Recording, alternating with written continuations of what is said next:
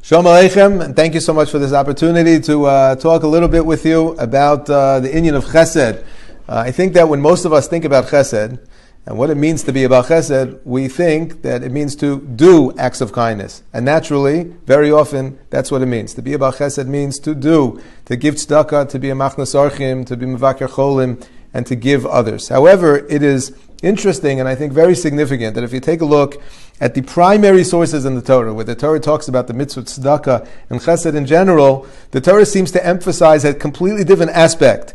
The Torah in Parshas Re'eh, we're talking about the mitzvah of tzedakah, says when there is a person among you who is needy, lo sa'ametzes levavcha, v'lo sikpos es yadcha ba'ach yom. The Torah first talks about imutz halev before talking about kpitzas hayad. In other words, that chesed is primarily, first and foremost, about giving of your heart, and only afterwards did the Torah talk about what it means to actually give with your hands. Later on as well, nason titein lo v'lo yira levavcha b'sidcha lo. The Torah repeatedly emphasizes the element of leiv as well as the interactions, the personal interactions with a person who is needy. The Rambam and the Shulchan Aruch as well teach us that when it comes to giving tzedakah, the most important component of the mitzvah tzedakah is not what you give, but how you give. Chazal tell us, and you can find this again in Hilchos Matnas Aniyim, in Hilchos Tzedakah, in the Shulchan Aruch, that if a person is unable to give a lot of money, in fact doesn't have much at all, but whatever he gives b'sever panim yafos, he gives with a cheerful disposition, and he gives with a sense of encouragement and giving chizuk to the person. So this is a tremendous, tremendous mitzvah, irrespective of how much, and even if a person gives at all. If a person doesn't have, you're still able to give of yourself in that way. And the alternative, or the reverse, is also true. The Rambam teaches that if a person gives money, bepanim zoafos, which means that he does so begrudgingly, he's frustrated, he's annoyed, the person's at his door as well, and he says, here, take it. Says the Rambam, even if he gives elef zehuvim, even if he gives what we would say today like $1 million, ibei zechuso, says the Rambam, whatever it is that he would have gained, or that he naturally should gain, because he gave so much tzedakah, he loses, he squanders that because of the manner in which he gives. The Torah is primarily concerned with our being balei chesed, with our hearts, first and foremost. Of course, we can't only be nice with our hearts, because there are people who really need our assistance in other ways. But this is a tremendous opportunity, and really a tremendous machai for each and every individual. Sometimes we feel, who am I? I can't really give to this person. This person needs this, and I don't have that. This person needs that, and I don't have the resource to be able to supply, to assist that person with what they need.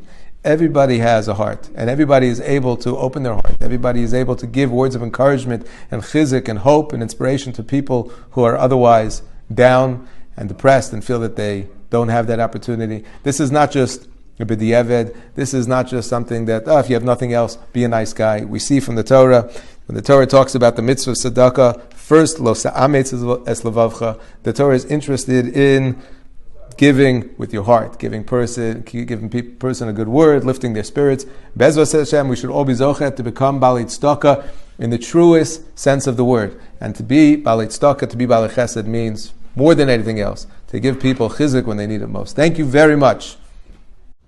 So the opportunist is a guy who sees that there's a snowstorm coming and he stocks up on shovels and on boots, and the next day he makes a killing. Or he hears that there's going to be a blackout, and he goes out and he gets generators, and he gets umbrellas, and he gets flashlights, and he breaks it in. The Baal Chesed is somebody who sees moments in the day. He sees opportunities in every single second of his day, what he can do to make the lives of people better, how it can be a Baal Chesed. He goes and he fills up his Ningelwasser cup for the next guy. Maybe he'll make his bed of his roommate. Maybe when he gets to the work, he'll make a coffee for one of his coworkers. He doesn't see his cars just as a car. He sees it as a command center, a vehicle of chesed. You know, somebody once told me when they come up to heaven, they're not going to ask you, what kind of car did you drive? They're going to ask you, how many people did you give rides to? They're not going to ask you, what kind of house did you live in? They're going to ask how many people you brought into your home on Shabbos to be mechazik, how much achnasas archim you do, how many people did you invite into the warmth of your home? The Baal Chesed sees the world through these opportunities. These are the lenses that he puts on. You know, Rivka, when she saw the camels, she didn't start asking questions, could they have, they have other people to help them. They got a whole posse. They got strong men over here. I'm only 3 years old. She went and she got the job done. You don't make excuses and say somebody else will do it, that they really need the money. The Baal Chesed jumps in. Many years ago, I got an invitation to a wedding, very fancy place. I think it was the Meadowlands. I'm looking at the invitation, asked my wife, I don't recognize the chassan, she doesn't know the column. And I had no idea. I had no idea where this came from. Why would the guy send an invitation? I don't even know who the guy is. Then it dawned upon me about 12 years ago. I was in yeshiva. There was an unsaid rule in which the older Bachman, the base measures, would not talk to the Bachman in the high school. Now, whether you understand that rule or not, that was just a given, and that was an accepted code to abide by. And I was walking by Friday night, and I saw this kid, sitting and moping in the corner of a hallway, and he must have been depressed or, having a rough day or just not acclimating well to the yeshiva. And I said, you know what, maybe I could use this opportunity to make him feel good. And as I'm walking by, I'm looking, maybe somebody will see me breaking the rule. I decide, it's the right thing to do. That's what you got to do. I sat down with him. I spoke to him for about 45 minutes. I tried to give him some words of encouragement. Maybe I told him that I was homesick too when I was in camp or yeshiva. And we talked it through, and, he walked away feeling good, and that was it. I don't think I spoke to him too many times after that. But he didn't forget that. You never know what your small chesed, what you consider small, or going out of the way from somebody else will make such a difference that 12 years later, the guy should send me an invitation to his wedding.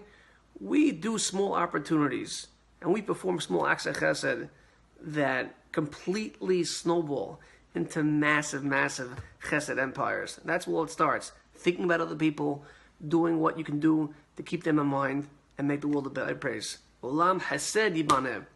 The world lives on chesed, it thrives on chesed, and that's how we're Mekadosh Shem Shemayim. Many times we have opportunities to do chesed, and it's just hard for us. We're not in the mood, someone asks us something that is difficult for us. So I want you to remember the following idea, remind myself the following idea. Pasuk in Koheles, Perek Yud Aleph, a famous pasuk, Shlach lachmecha al pnei hamayim. Cast your bread onto the waters, ki b'roiv hayamim simtze'enu. Because after a number of days, you're going to find that bread. That very same bread that you gave out to somebody else. That was hard for you to give. At some point, you're going to be a recipient of your very own kindness. We need to remember every single time we do a chesed for someone else, we will end up benefiting, whether directly, indirectly, or maybe just HaKadosh Baruch Hu sees that we're doing chesed for someone else, and Hashem will say, he helped someone else even though it's hard for him, I'm going to help him. And every single time we say no, we're not in the mood, we don't like being with this person, we're too tired, we are really denying chesed from ourselves. We are the greatest beneficiaries of our own chesed, and we should keep this in mind. Every single time we're doing chesed, we are really helping ourselves. The mitzvah of doing chesed is to help another yid when he's in need. But the Torah, when it talks to us about the mitzvah of chesed, says, "In kesef talves ami, esa ani imach." Rashi says it's not enough just to give the poor person the loan. The Torah wants you, esa ani imach, to make yourself, to feel yourself as if you're the ani, and then lend him the money. We see from over here that the Torah doesn't just expect us to give the money to help your fellow Jew. Rather, the Torah wants you to feel his pain. Make believe, feel the discomfort as if you were the ani. You were coming to get the loan, and then do the favor and give him the loan. The mitzvah is not just to give the money, the mitzvah is to feel his pain. The reason for this is because the mitzvah of chesed is not just to supply the needy person with his needs. Harbe shluchim l'makom. Hashem has other ways of supplying people's needs. Rather, the Torah wants Jews to connect to each other. When someone is in need and the rich person feels his pain, feels his discomfort, and because of that decides to reach out and help him, that's a way of us connecting to each other. That's the main mitzvah of chesed. V'yahavta l'reacha kamoicha. The mitzvah of v'yahavta l'reacha kamoicha is to view all Jews as one unit, as connected. And the only way to do that is by feeling each other's pain and then helping them. That's the main mitzvah of chesed.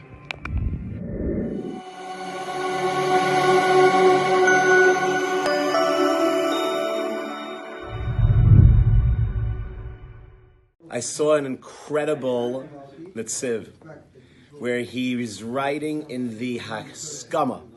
He gives a Haskama to the Sefer Avas Chesed from the Chafetz Chaim, and in describing what Chesed is about. And it says the following beautiful interpretation.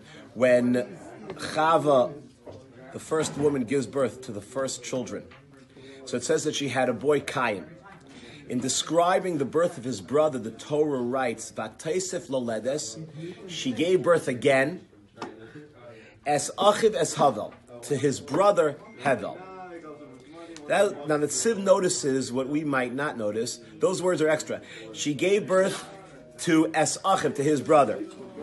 When she gave birth to Hevel, first of all, it's not necessary to tell us that's his brother.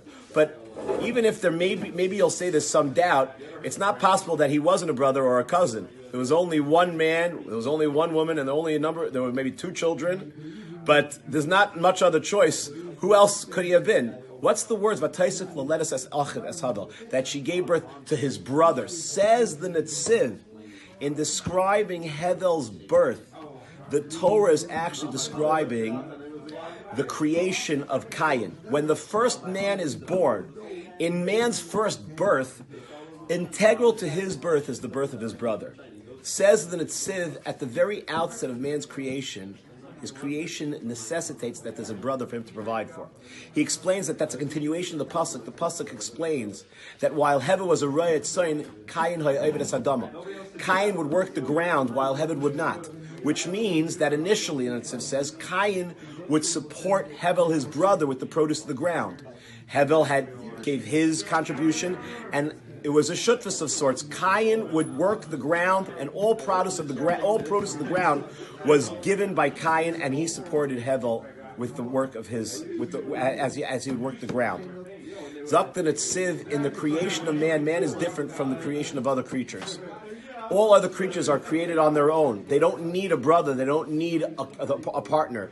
It's not inherent to their creation, but integral to the creation of man. Part of Cain, in the description of Cain's creation, it was necessary that Chava also gave birth to his brother. That's part of the description of Cain's creation. When we do Chesed, we should be mindful that what we're doing is something that actually defines us. It's not something that's just a good deed, something that we should come out of ourselves and do something, as a good deed for someone else. It's actually necessary for our own growth, for our own development. Thank you very much for listening.